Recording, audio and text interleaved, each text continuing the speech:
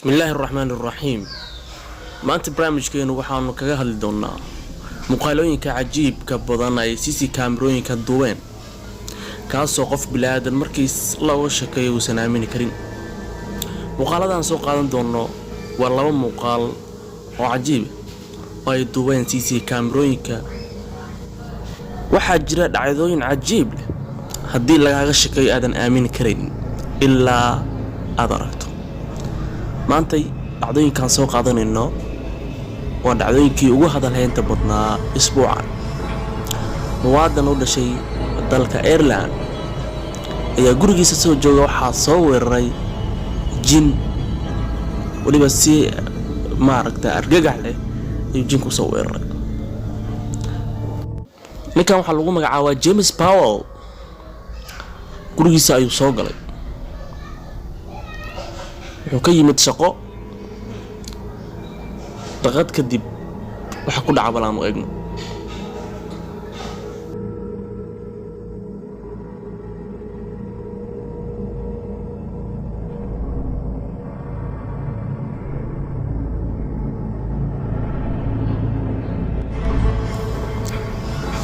daawada haddii lagaaga sheekeyn lahaa maadan aamin lahayn laakiin qofka waxaa si toos ah u sitaa ama wata jin sida warbaahinada caalamka ay sheegeen waxay u geysteen nabarro aan caadi ahayn waxay ka tuureen dabaqa TV-da caalamku waxay baahiyeen James inuu laf dhabarta ka jabay cajiib qof walba muslima waxa looga baahan yahay markuu guriga soo galo adkaarta uu akhristo guriga lagu galo inuu akhristo si uu uga badbaado weerarka jinniyaha ay geystaan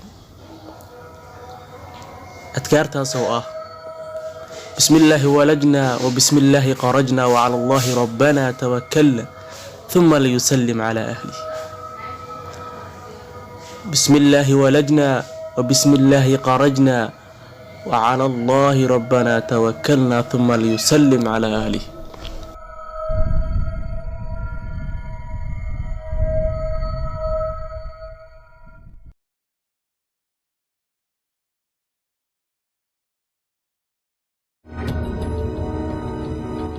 muuqaalka labaad aanu idin la wadaagayno waa muuqaal asagana cajiib ah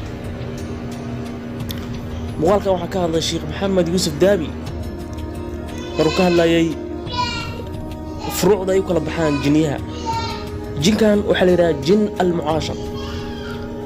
qofba qofku ka qurux badan yahay oo ka dhaqaale badan yahay oo ka karti badan yahay raaca sida hadda idinkaga muuqata muuqaalkan waxaad arkaysaa wiilka shaatiga cad wata ama ninka shaatiga cad wata jinkii la socday wuu ka degaroganaya ama wuu ka baxayaa sida arkaysid hooska wuxuu ku beerayaa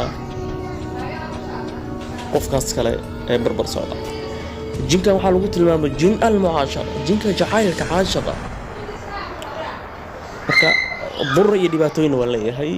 qof walba muslim waxaa looga baahan yahay inuu adkaaraadka afka ku qabsado muuqaalkan waa muuqaalka saddexaad aanu kaga hadli doono muuqaalada CC kaamirada wadooyin ku xiran ay duubeen oo haddii sheek aan lagaaga sheekeyn lahaa aadan aamin lahayn laakiin ay tahay xaqiiqooyin jira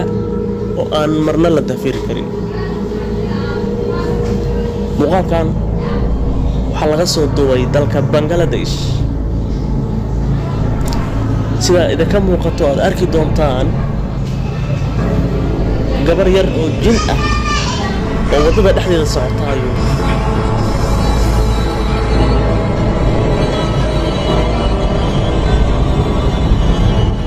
muuqaalka wuxuu ka mid yahay muuqaaladii isbuucyadan soo dhaafay ee baraha bulshada aadka loogu falanqeynayo waxaa ka dhex muuqan doona gabar yar oo jin ah oo isgooska gooraysa waxyaabo cajiibka waxa waaye oo dadka ka yaabiyay leenka dadka loogu talgalay ayay maaragtaa ayay soo qaaday yani waxa la yiraahdaa waa jin ilaaliya shuruucda yani cajiib leenkii loogu talgalay dadka inay maraan ayay soo martay marka waa muuqaalkii ugu cajiibkoodna ee isbuucan social media la dhaxwaday wuxuuna ka dhacay dalka Bangladesh. gabar yar meesha CC cameradan duubtay waa afafka hore mool ku yaala dalka Bangladesh.